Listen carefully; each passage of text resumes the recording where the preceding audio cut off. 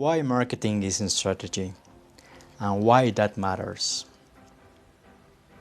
So, we have reached Unit 7 and it's time for a small recap.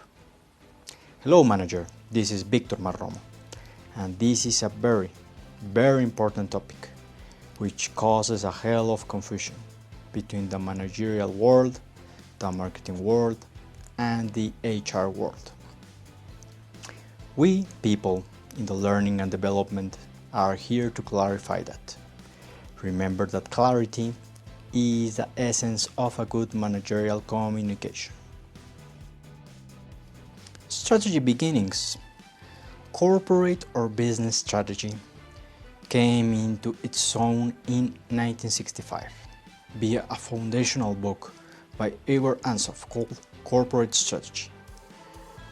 Renowned management scholar Henry Mintzberg at McGill has referred to its publication as a kind of crescendo in the development of strategic planning theory. Around this time, the mid-60s, strategy emerged as a teaching discipline. At its beginning, the course was often labeled business policy and a book of cases that the Harvard Business School had implemented. The term policy persists in a few strategy books, titles to this day. The more label is strategic management. The subject filled a void for integrative capstone course. The capstone element of this brought together all the varied business disciplines covered in a program of study.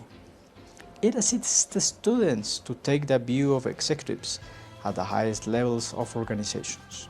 It thus took a step above the various specialist disciplines, such as finance, accounting, operation, human resources and marketing, to become a general management perspective. I've taught this course as part of degree programs. Strategy focus areas.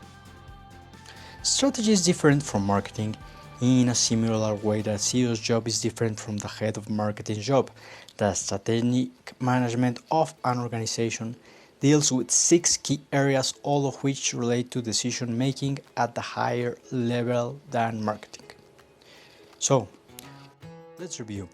Positioning strategy goes beyond relationships with customers alone and extends to an organization relationship with its other key stakeholders, such as employees, suppliers, shareholders, and community and competitors. Strategy is concerned with positioning an organization on the factors that are important to each key stakeholder group. Part of this is concerned with pulling these relationships together in a coherent way. This is central to corporate success. A slip up in any one of these relationships with stakeholders endangers them all, threatening an organization's survival and growth. Objective setting questions around growth and survival lead naturally to another central task of strategy: objective setting. Each functional area sets objectives, of course, but here the objectives are for the organization as a whole, not simply for marketing function. Objectives at the top strategic level must consider all key stakeholders, as a lack of effective objectives around employees, for instance, spills over to poor results for customers and other stakeholders. Objectives play another important role in strategy. They measure the effectiveness of the strategies themselves. The question is, did the strategies chosen by executives produce the results intended? Diversification. Once an executive team or board considers objectives around corporate growth, its attention will often shift to the issue of diversification. This is not simply of brands, that's marketing, but of corporation itself. CEO boards, executive teams often struggle with how diversified their organizations should be. The strategy questions that arise here include: should the business diversify to grow or stick only to its core business? How diversified can the business become and remain successful? how risky it is for a company to remain narrowly focused. These are the questions that are clearly outside the scope of marketing. Mission and purpose strategy also straddles the realm of mission, vision, values, and purpose. Crucial answers must be found for what business are we in, mission, and where do we see ourselves in some years, vision.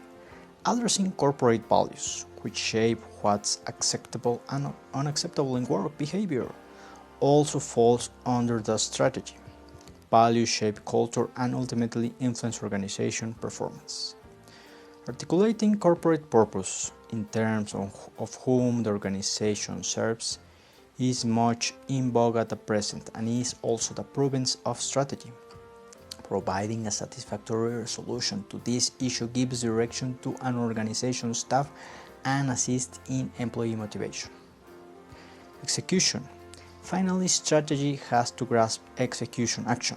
The strategies that an executive team adopts at a corporate level must be driven through an organization via a planned program of action, maintaining the broader strategy view. Before you or your fellow executives throw your hands up and exclaim, "Strategy just marketing," let me suggest that you pause and consider the lines of demarcation I outlined here. And please note that strategy is concerned with all key stakeholder relationships, including customers, employees, suppliers, shareholders, community, whoever influences the success of an organization or business unit. The congruence between these relationships is fundamental to strategy, as it should in a virtuous cycle to produce corporate success. Marketing is concerned with the customer relationship in detail. The techniques and activities to do with branding, conducted market research, designing advertising copy, engaging with social media, website design, and so on are the bread and butter of marketing specialists. These distinctions are very important to your management practice and to your business success. Keeping them in mind will make you both a better strategist and a more effective marketer. Said this, thank you for your time. Said these important clarifications between strategy and marketing is a crucial point for every management to keep in top of mind. We are making a small webinar, seminar, so we can talk about these issues and you can give me your thoughts. This seminar will be next Monday at 7 p.m. The link will be posted in the comments section of the video and also in the section of the strategic planning and management course in Talent LMS website. So, thank you so far for your time. We are going to continue to Unit 7, which is crucial, I said crucial, in developing a correct strategy, which can be hailed from marketing and other important topics. But here our tree and our foundations is strategy. This was Victor Marromo speaking, performance and consultant of strategy. See you next time and let me know your thoughts. If you haven't, please subscribe. See you very soon. Unit 7. Doing what you do better. Develop strategy to achieve targets. Hello, manager. This is Victor Marromo speaking, your strategic planning and performance management coach. We have reached Chapter 7, Unit 7. What do you think so far of this course? Have you learned something about selecting and identifying key stakeholders, selecting and identifying strategic factors, selecting and identifying objectives, KPIs? What do you think so far? Do you think this is a correct approach to strategic planning? Or do you like more the old school type of strategy? The business strategy management type of school? Said that, let's continue. Please let me know your thoughts on the comment section. And if you haven't, please subscribe.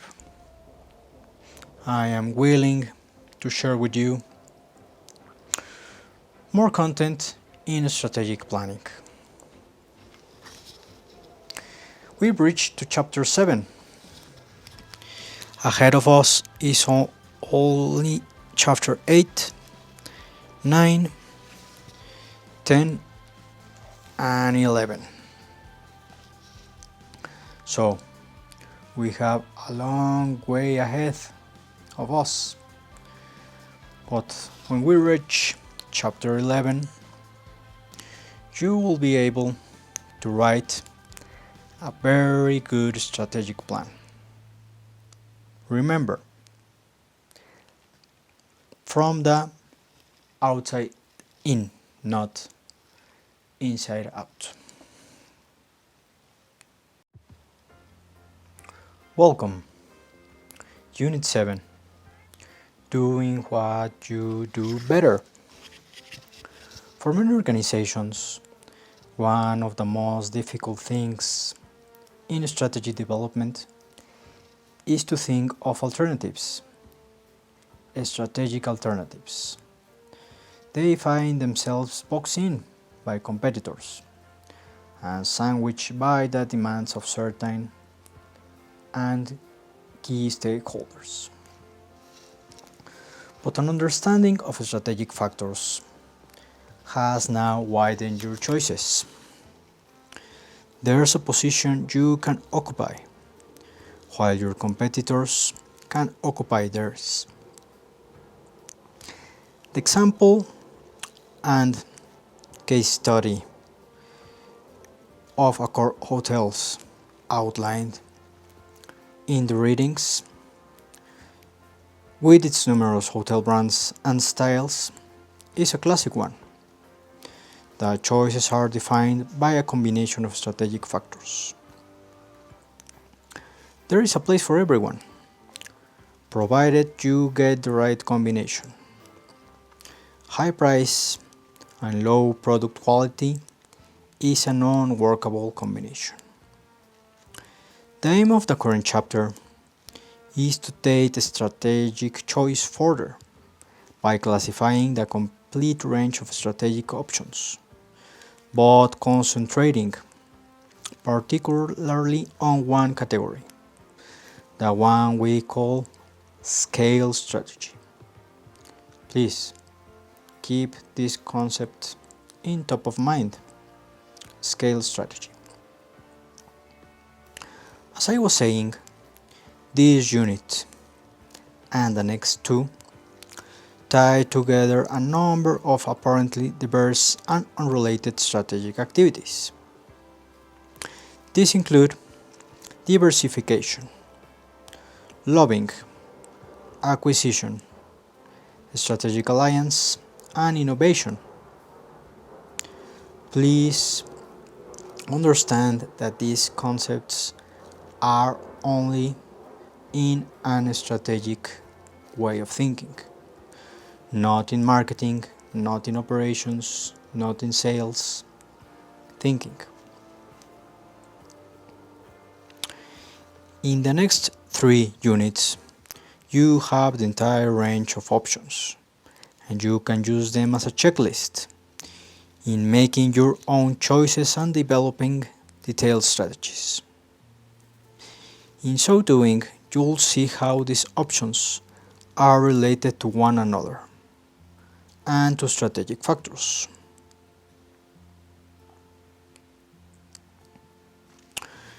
If you'll turn back to our figure 5.2, the strategy development funnel, you will see how strategy is wedged between key strategic issues and strategic factors. In developing strategy, we are influenced by those issues, and we build strategy around strategic factors. In addition, the strategy we develop needs to achieve the targets we have set on objectives. While figure 5.2 shows a sequential progression from the classic concepts of mission, vision, values to objectives and then to strategy, we have already noted that in practice it rarely flows that way, or it flows that smoothly. For example, suppose a planning team had a target to double sales in the next 3 years. But in attempting to develop strategy based on this objective, they realized how unrealistic it was. They would probably decide to go back and check the target, reducing it to an achievable level. An understanding of strategic factors has widened your choices. Number 1. The 3 S's of strategy. Listed below are the 6 strategic options faced by organizations and business units. Particular strategies are developed from with each option. Improve performance in present industry. Diversify, intensify across industries. Lobbying rule makers and change industry rules. Link up with supplier, buyer, or competitor. Acquire supplier, buyer, or competitor. Develop a breakthrough approach.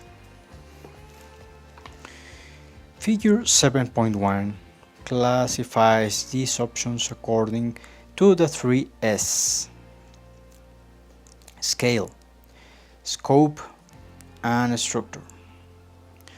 Notice how the 3 strategy types are built around strategic factors, and how each type has a fundamentally different way of describing its impacts on strategic factors. There are only 3 ways by which organizations and business units compete. Scale strategy occurs when you outperform the competition on existing strategic factors. Scale strategy is concerned with finding depth, with concentrating effort on a few strategic factors, with focusing on those few factors that will make an organization or business unit successful. Scope strategy occurs when you choose different strategic factors and then outperform the competition. Scope strategy is concerned with breadth. Here, diversification becomes an issue. And structure strategy occurs when you change your competitors' performance on strategic factors. In contrast to both scale and scope strategy, structure strategy is concerned with outmaneuvering the competition by changing competitors' performance on strategic factors. It focuses on changing the structure of the relationship between an organization and its competitors. The question generally being asked in scale strategy is, how deep do we wish to make our specialization? The question asked in scope strategy is, over what range of industries should our organization or business unit compete? Structure strategy aims to turn things upside down to change the structure of relationships and the relevance of strategic factors. The relationship between strategy types, strategic options, and particular strategies are shown in Figure 7.2. Types, options, and strategy. In this unit, we examine the first of these three S's of strategy in detail and explain how you can apply this scale strategy effectively for your key stakeholders. But first, let's make sure we understand what developing strategy by key stakeholder means.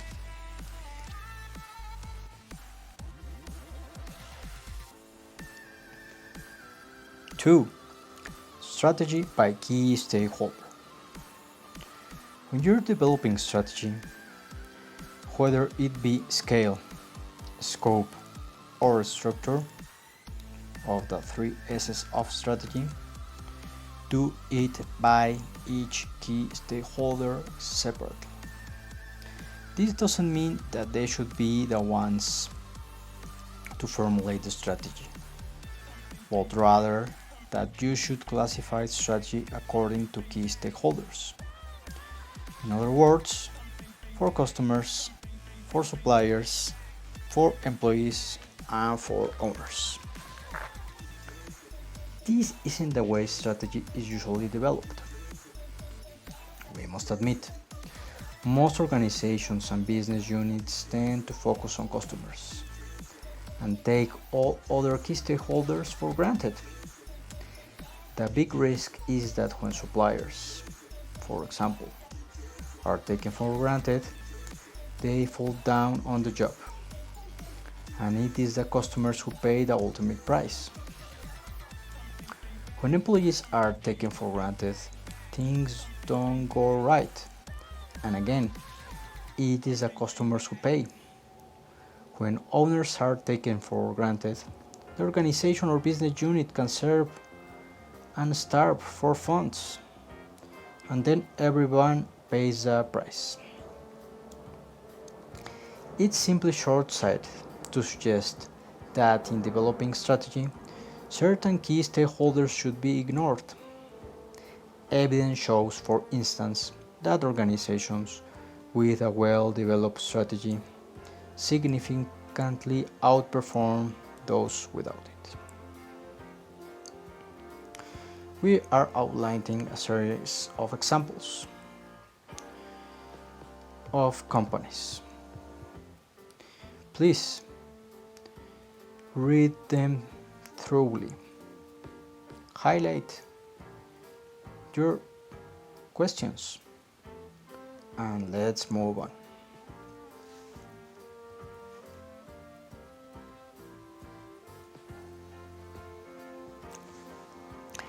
The examples will be Solent, an importer of baby products.